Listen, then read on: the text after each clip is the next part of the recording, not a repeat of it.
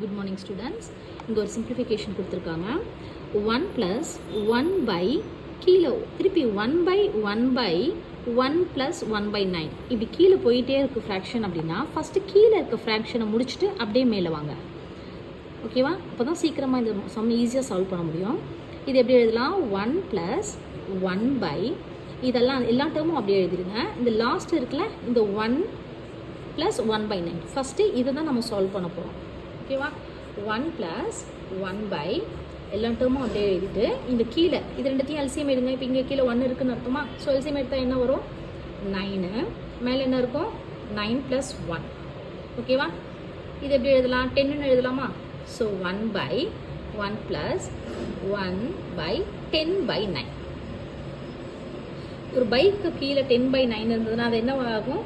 ரிவர்ஸில் எழுதலாமா மேலே எழுதும்போது? ஸோ 1 plus 1 by இதை ரிவர்ஸில் எழுதிங்கன்னா 9 by 10ன்னு இருக்கும்.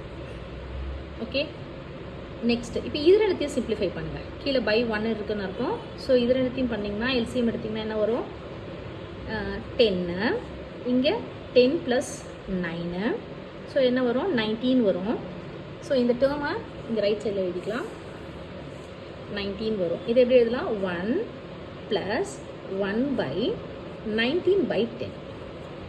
ஓகேவா? இந்த 19 by 10 எப்படி எழுதலாம்? ரிவர்ஸில் எழுதலாமா?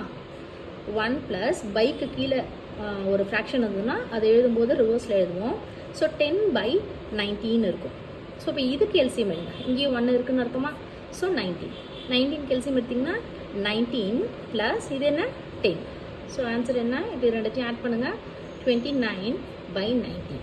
ஆன்சர் என்ன? 29 by 19.